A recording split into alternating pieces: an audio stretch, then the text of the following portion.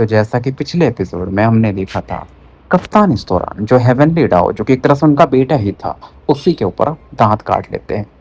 अब आके जू इस दौरान उस हेवनली डाओ के हाथ की तरफ देखता है, फिर कैप्टन की तरफ देखता है। कैप्टन अभी भी इस समय भी काफी क्रेजी दिख रहे थे और काटने के बाद उस चीज को जो चमड़ी उमड़ी ही उखाड़ पाते हैं, उसे निकल जाते हैं और बोल रहे थे कि मजा, जब तक कि वो पूरा फिनिश कर पाते।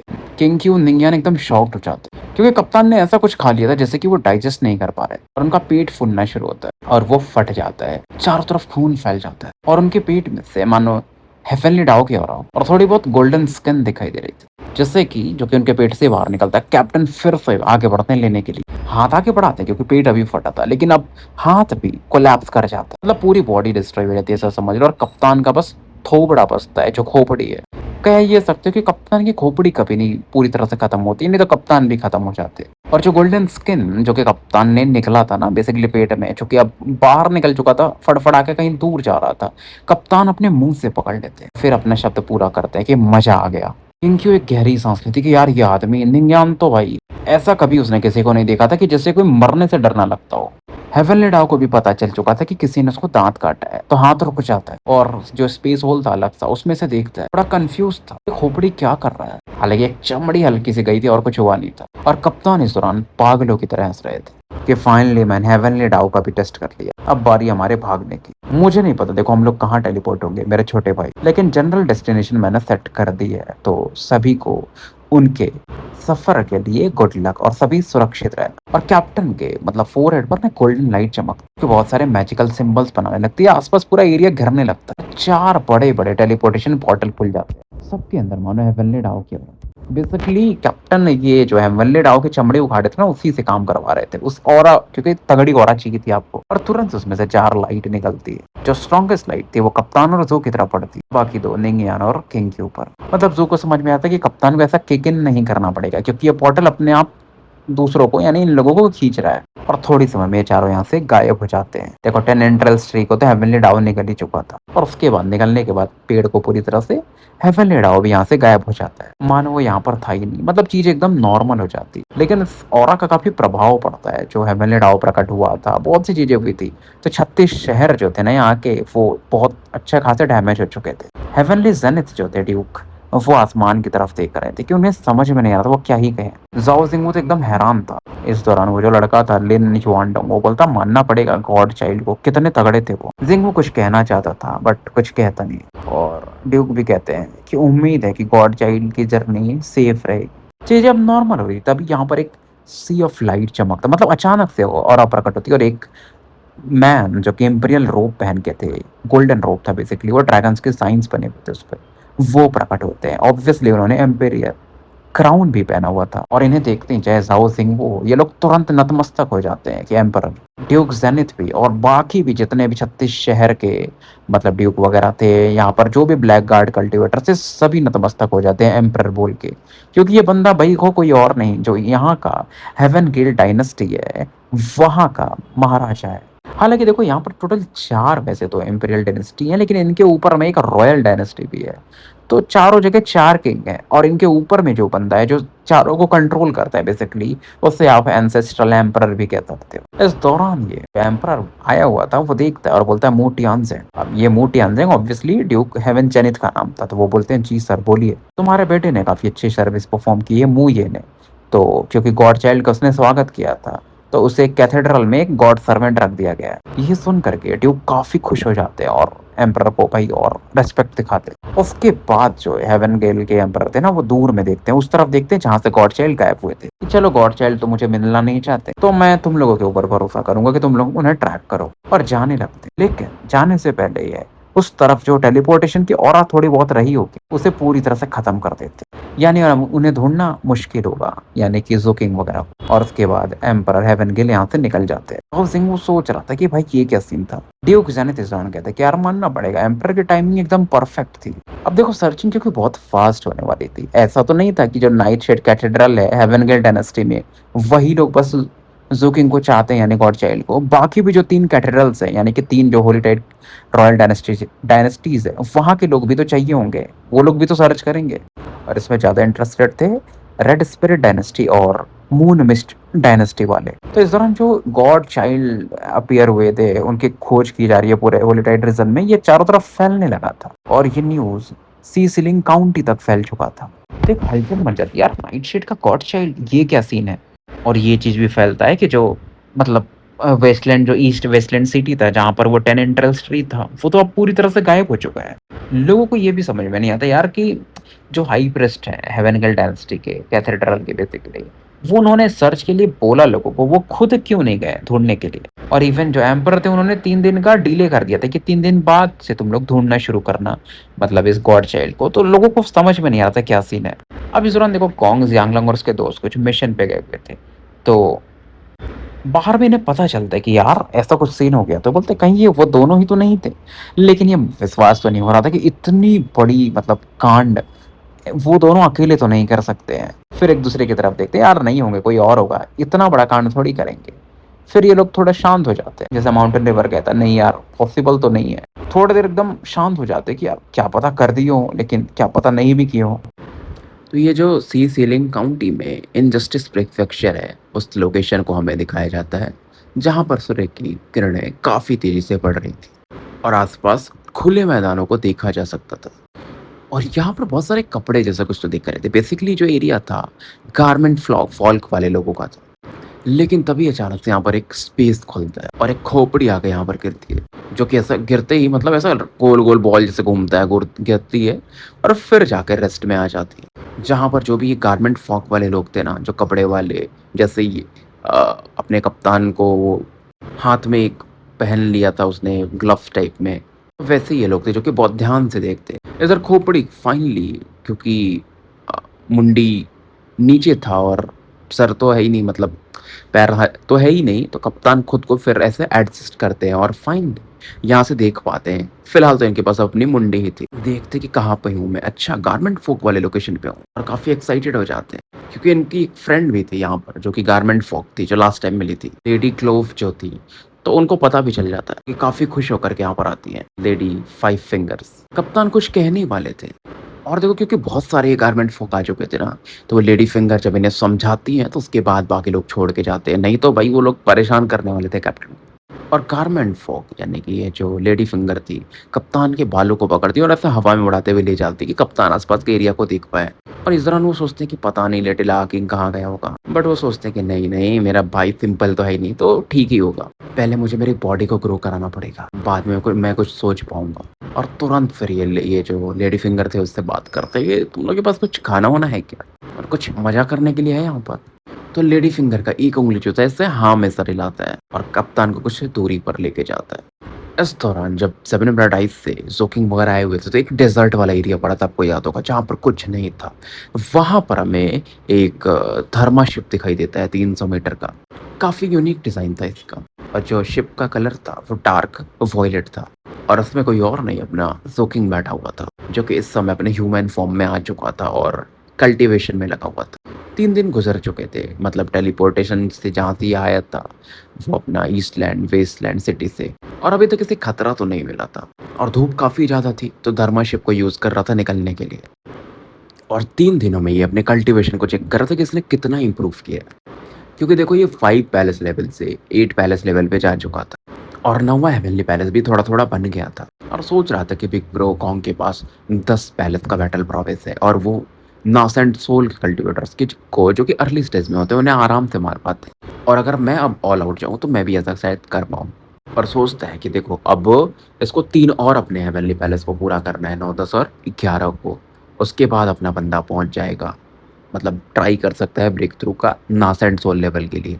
फिलहाल ये अपने डाउ फ्रूट्स गिनता जो कि 3142 थे। लाइफ लैम्प भी मिला था, कुछ कनकोटिंग पिल्स भी मिले थे, और हेवनली डाउ में इसने इन्वेस्ट किया था। फिर ये सोचता है पता नहीं अब किंग क्यों क्या कर रही होगी, लेकिन फिर ये सोचता है यार लड़की स्ट्रांग तो है। निंगियान के बारे में ज़्यादा कुछ मतलब सोचता ही नहीं है। कैप्टन का तो जानता था कि यार बड़े भाई का तो टेंशन लेने की जरूरत नहीं है, बस मुझे जल्दी करना पड़ेगा काउंटी कैपिटल पहुंचने का, क्योंकि बड़े भाई तो पहुंच ही जाएंगे। अब जो आर्च इमॉर्टलनेस के बॉडी पर वो सिंबल्स पेंट किए थे ना, वो धीरे धीरे लाल होने लगे थे, मतलब लाल थे पहले, अब धीरे धीरे गायब होने लगे थे। और 3 महीना अभी पूरा भी नहीं हुआ था और इतना जल्दी ये खत्म क्यों हो रहा था? हालाँकि शायद 1-2 महीने हो रहे होंगे क्योंकि जब हेवनली डाउ की ऑरा प्रकट हुई थी, इसने अब्ज़ॉर्ब किया था तो बॉडी काफ़ी ज़्यादा हीट में थी तब। और इसे जल्दी पहुँचना था क्योंकि इसको मालूम था वोलेटाइड वाले तो ढूँढ ही रहे होंगे। हालाँकि ये आ तो गया था सीसीलिंग काउंटी के बाहर वाले एरिया में बट फिर भी मेन सिटी से अभी भी बहुत दूर था। थोड़ा अनईज़ी फ़ील कर रहा था और वो ऑरा इसको फ़ील हो रहा था इसके 6वें हेवनली पैलेस से यानी कि ब्लू ग्रीन ड्रैगन से। इस दौरान धर्माशिप का स्पीड और बढ़ाता है और कल्टीवेशन में फिर से लग जाता है। 3 दिन और गुज़र जाते हैं और जो भी इसकी बॉडी पर सिंबल्स थे अब धीरे-धीरे लगभग पूरा गायब हो चुके थे। रात का समय था। सूर्य नहीं था लेकिन फिर भी जो रेत होते हैं आपको मालूम है काफ़ी गर्म थे। अपने को स्कैन करता केबिन से बाहर निकलता है और फ़ील करता है यार कुछ तो गड़बड़ है। मुझे जो अनईज़ी फ़ीलिंग आ रही है, एक बेचैनी वो अभी भी गायब नहीं हुई, वो स्ट्रॉन्ग होते जा रही है। और उसका जो डाओ ब्लू ग्रीन ड्रैगन था ना heavenly Dao blue green dragon, वो काफ़ी व्याकुल दिख रहा था। मतलब जब भी कुछ गड़बड़ होने वाला रहता था ना इसका ये जो ब्लू ग्रीन ड्रैगन है कुछ दिखाता था अपनी ऑरा कि यार मुझे अच्छा नहीं लग रहा है और अचानक से वो फीलिंग बहुत ज़्यादा बढ़ जाती है। काउंटी कैपिटल की तरफ देखता है और स्पीड और बढ़ा लेता है। उसको मालूम था कि 1 महीना और लगेगा भाई जाने में इस स्पीड से भी। धर्माशिप के बिना ज़्यादा तेज़ मूव कर सकता है। 10 दिन शायद। डेज़र्ट के एक दूसरे डायरेक्शन में देखता है। मतलब क्योंकि देखो डेज़र्ट के दूसरे लोकेशन में ना बॉर्डर एरिया में एक और था स्वॉर्डसेट प्रीफेक्चर का लोकेशन लेकिन जो सोचता है उधर फिर उल्टा पड़ जाएगा। फिलहाल धर्माशिप रख लेता है और आगे बढ़ना शुरू कर देता है लेकिन अलग लोकेशन में। अब ये सोच रहा था कि ह्यूमन टेलीपोर्टेशन जहाँ मिलेंगे ना तो वहाँ से जाएगा तो जल्दी-जल्दी पहुँच सकता है टेलीपोर्ट करके खुद को। लेकिन वो फीलिंग बढ़ते जा रही थी और फाइनली आगे बढ़ते-बढ़ते सुबह का समय होने लगता और ये एक स्मोक विट सिटी के करीब पहुँच चुका था जहाँ पर वो स्मोक देखते थे यानी धुंध जैसे। ज़ू इस दौरान अपने स्वॉर्ड से इस कमांड को निकालता है। बताता है कि मैं एक ह्यूमन स्वॉर्ड सेज हूँ करेक्शन डिवीज़न का। मैं एक मिलिट्री मिशन के वजह से बाहर गया हुआ था। तो मैं अपनी जर्नी को ज़्यादा लंबा नहीं कर सकता। तो मैं आप लोगों का टेलीपोर्टेशन पोर्टल यूज़ करना चाहता हूँ। जो भी पैसे लगेंगे मैं दे दूँगा। अब जो ये ऑरा थी आगे स्मोक विद डिवाइन सेंस की, वो इसके कमांड वर्ड को स्कैन करती है और फिर एक आवाज़ आता है वेट। इस दौरान ज़ू वेट करता है और 2 घंटे बीत चुके थे। और 2 घंटे बीतने के बाद ज़ू पूछता है तो बोलते हैं कि और वेट करते रहो। कोल्ड आवाज़ आती है। ज़ू पूछता है कितना समय लगेगा? मैं बहुत जल्दी में हूँ। आवाज़ आती है मुझे भी नहीं पता। ज़ू डिसाइड करता है वो वेट नहीं करेगा। इरिटेट हो जाता है और निकलने लगता है। ज़ू को इस बात से गुस्सा आता है कि भाई जब नहीं जाना है तो बोल दो सीधा कि नहीं जाने देंगे। वेट क्यों कराया? और फिलहाल ये अपने देखो रेड लाइफ लैम्प की ऑरा यूज़ कर रहा था। स्पीड इसकी और ज़्यादा थी। इस दौरान 6 दिन और निकल चुके थे। तो अपनी स्पिरिचुअल एनर्जी को बर्न कर रहा था हेल्विग स्पिरिट ब्लड विंग लैम्प को यूज़ करके और बहुत तेज़ी से बढ़ रहा था।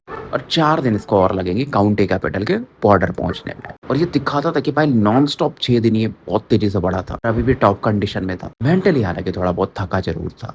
अब और आगे बढ़ते रहते हैं और 2 घंटे की दूरी पर होगा बॉर्डर से। और अभी भी वो जो बेचैनी थी सामने में जब ये बहुत तेज़ी से बढ़ रहा था एक फिगर को देखता है तब जो कि इसके रास्ते को ब्लॉक करके था। बंदे ने एक स्ट्रॉ हैट पहना था और कोल्ड ऑरा उसकी बॉडी से निकल रही थी। और एक आवाज़ आता है कि थोड़ा-सा तुम आगे और निकल जाते तो तुम भाग भी जाते। और आवाज़ में एक खतरनाक किलिंग इंटेंट था। और जैसे ही कल्टीवेटर बोलता है ना ज़ू तुरंत रिएक्ट करता है क्योंकि ज़ू ने अपने हाथ में एक एंट्रोपिक टेलीपोर्टेशन टॉलिस्मैन बहुत लंबे समय से पकड़ के रखा था 6 दिनों से। तुरंत उसे क्रश कर देता है लेकिन कुछ फ्लक्चुएशन नहीं आता मतलब पोर्टल टाइप कुछ और प्रकट नहीं होती क्योंकि पूरा एरिया को किसी ने सील कर दिया था। और ये सस्ता वाला भैया एंट्रोपिक टेलीपोर्टेशन नहीं था, ये तो किसी भी सीलिंग मैजिक को ब्रेक भी कर दे। लेकिन ये जो भी बंदा था इसने भी शायद पैसे से या जो भी बहुत तगड़े वाले ऐसे चीज़ें खरीदी थी, बैरियर या जो भी बोल लो कि बेस्ट एंट्रोपिक टेलीपोर्टेशन को भी ये ब्लॉक कर पा रहा था। अब ज़ू को कुछ फ़र्क नहीं पड़ता उतना, वो तुरंत पीछे हटने लगता है। 8 एमएलए पैलेसेस को एक्टिवेट कर देते हैं। 3 अम्ब्रेलास इसके ऊपर में प्रकट होते हैं और क्योंकि इस समय ये अपना फुल पावर यूज़ कर रहा था, बहुत तेज़ी से पीछे भागता है और इस दौरान इसकी आँखों में वॉयलेट मून जैसा कुछ चमकता है। टैबू पॉइज़न भी फैलना शुरू होता है। घोस्ट माउंटेन भी प्रकट हो जाता है और साथ में इसका ब्लू ग्रीन ड्रैगन की भी ऑरा प्रकट होती है जो कि हेवनली डाउ की ऑरा थी। ये ऊपर नीचे कर रहा था ताकि जो इसका ब्लू ग्रीन ड्रैगन है ना वो किसी भी सील को काट सकता है क्योंकि हेवनली डाउ की हो रहा है।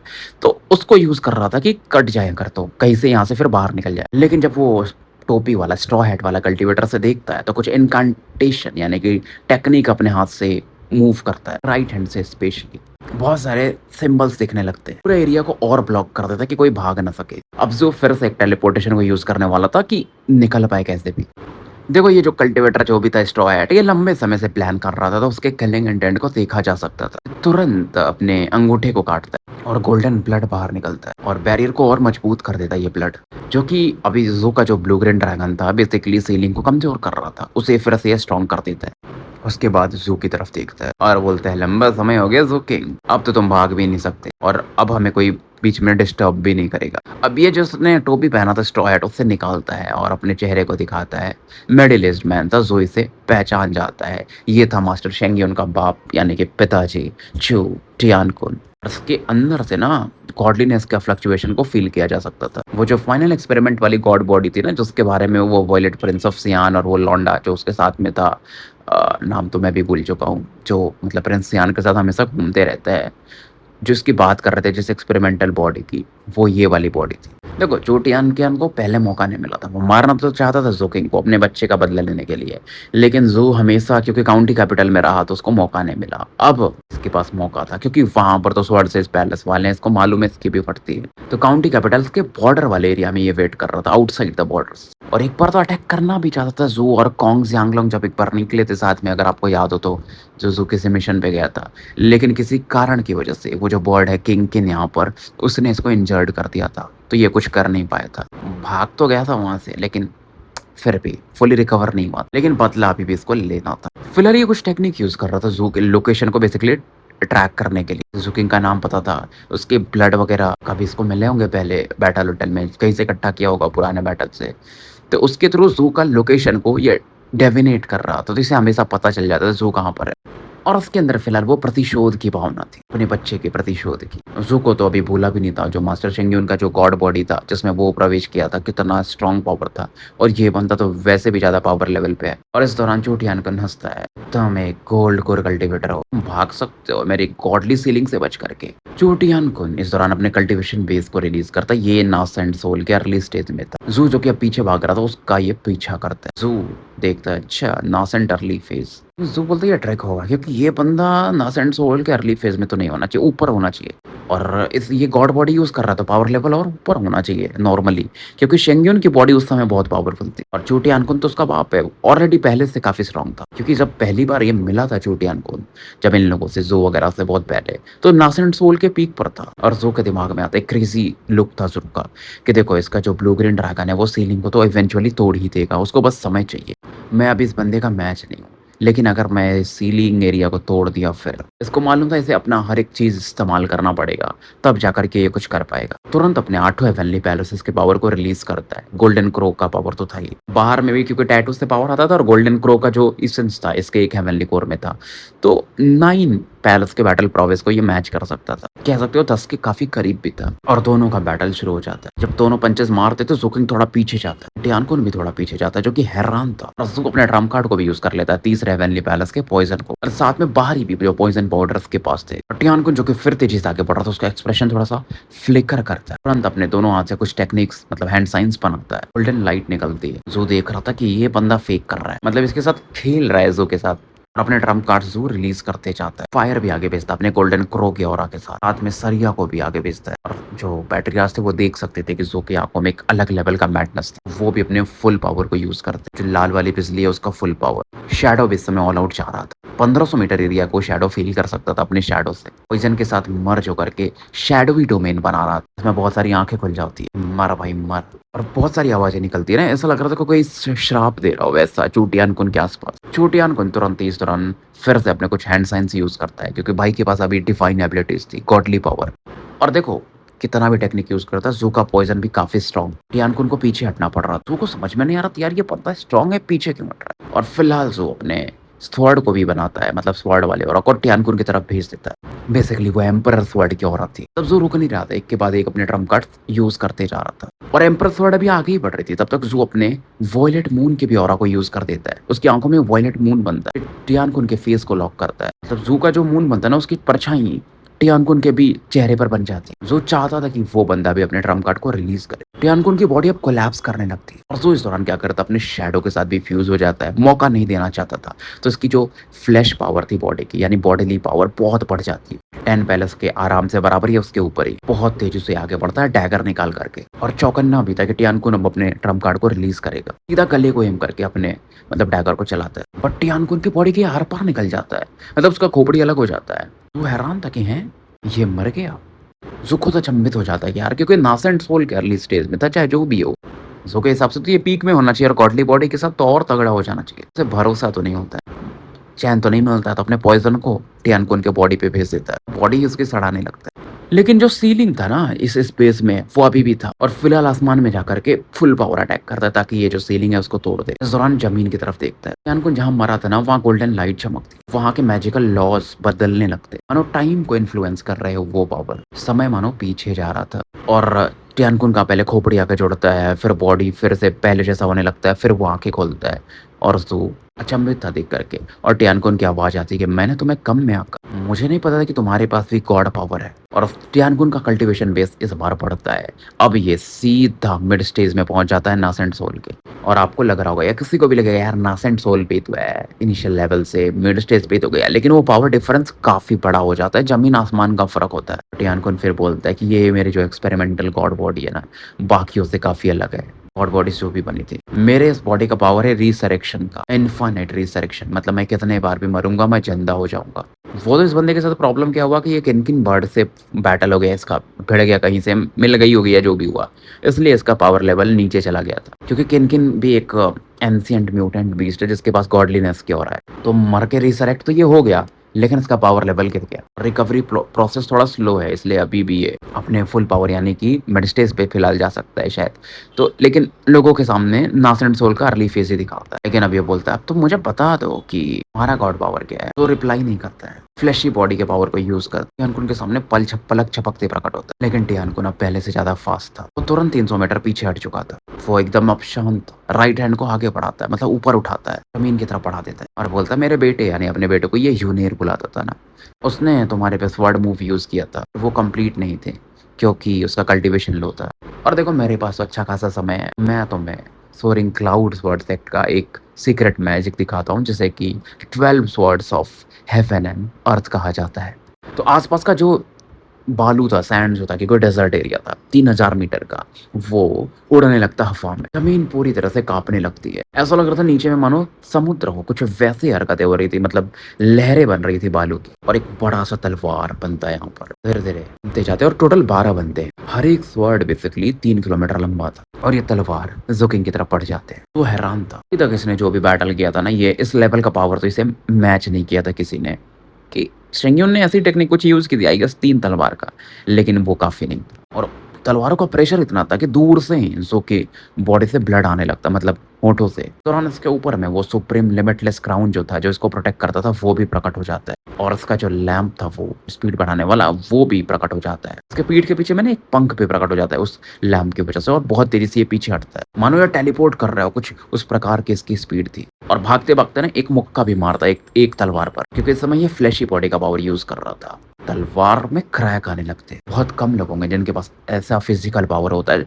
चियानकुन देखता है, अच्छा, राइट फिंगर को एक्सटेंड करता है और बोलता है वेंड। जूस अब तक के 12 तलवार को डिस्ट्रॉय कर पाता, वो अपने आप डिस्ट्रॉय हो जाते हैं। ऐसे तलवार ना मतलब बालू के कणों में बदल जाते हैं, बोल सकते हो छोटे छोटे, लेकिन वो तलवार का ही शेप थे और जोकिंग की तरफ बढ़ने लगते। छोटे छोटे कड़ते से जूक कितना ही ब्लॉक करेगा, तो उसकी बॉडी पर बहुत सारी खरोचे आने लगती, कट्स आने लगते, मतलब ये घेर रहते बाउंडर के समान थे। लेकिन जू अपने इस लैम्प की वजह से बहुत तेजी से इस एरिया से निकल जाता है। टियानकुन देखता है, अच्छा, एक वर्ड बोलता है एसिमिलेट।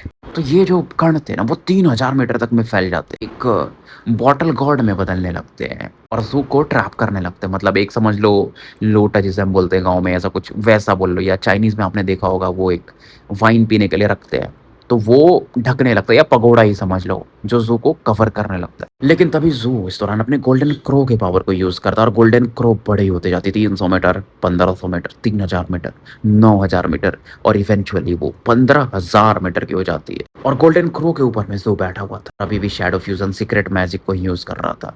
ब्लड से सना हुआ था, आंखों में खतरनाक किलिंग इंटेंट था, किलिंग मशीन के समान लग रहा था। गोल्डन क्रो इस दौरान एक चीख मारती है और आसपास में पूरे फ्लेम ही फ्लेम फैल जाते हैं। फ्लेम प्रोफेस टियानकुन की तरफ भी बढ़ता है। हाथ में टैबू पॉइजन भी जो था इंटेंस म्यूटेगन के साथ आगे बढ़ता है। शैडो भी इस दौरान अपने ऑरा को बढ़ाता है, साथ में गोल्डन वज्रा वॉरियर यानी कि अपने पैट्रियार्च भी, ब्रसवर्ड भी प्रकट होता है। गोल्डन क्रो के माउथ में टियानकुन की तरफ बढ़ जाता है।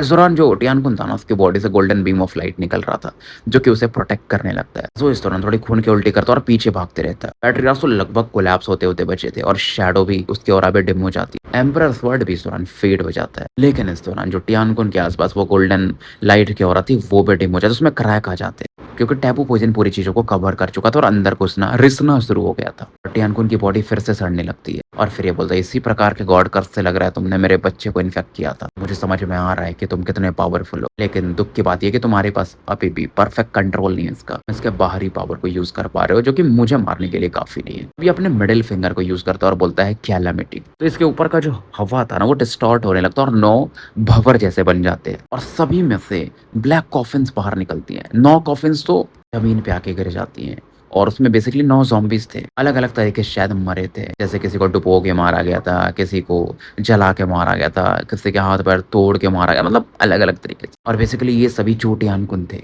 और सभी ज़ॉम्बीज़ के पास, ये जो 9 ज़ॉम्बीज़ थे, बहुत सारे सोल्स थे जो कि दुःख में थे। इंसानों के मतलब मानव और महिलाओं के भी थे, बूढ़े और बच्चों के भी थे। मतलब वो 9 छोटे-छोटे शहर जिसे चोटियानकुन ने ख़त्म किया होगा। उसने इसकी बॉडी शायद 9 बार मरी होगी, तो 9 में 9 बॉडीज़ में डाल दिया था। ये 9 ज़ॉम्बीज़ चियानकुन की तरफ देखते हैं और साँस लेते हैं, तो जो टैबू पॉइज़न था उसकी बॉडी से अपने आप बाहर आने लगता है और फिर वो बोलता है, "मैंने इन ज़ॉम्बीज़ को बहुतों के ब्लड से, इंसानों के ब्लड से नरिश किया है, बहुतों के सोल को खिलाया है, तो ये मेरे कर्स को बर्दाश्त कर सकते हैं।" बोलता है, "ज़ोकिंग तुम्हें आइडिया नहीं होगा कि मैंने तुम्हें मारने के लिए कितनी तैयारी की है।" टियानको ने सुनान अपने राइट हैंड से एक इनकांटेशन टेक्निक परफॉर्म कर रहा था और लेफ्ट हैंड से भी। उसके बाद दोनों हाथ ऐसा आगे की तरफ बढ़ा देता है ज़ोकिंग की तरफ और बोलता है, "अटैक।" ये 9 ज़ॉम्बीज़ बहुत तेज़ी से ज़ोकिंग की तरफ आगे बढ़ जाते हैं। तो फिलहाल हम स्टोरी यहीं समाप्त करते हैं और मिलते हैं फिर कल एक नए एपिसोड के साथ। तब तक के लिए मैं आपका साथी एन अल्केमिस्ट एके मुसाफिर विदा लेता हूँ।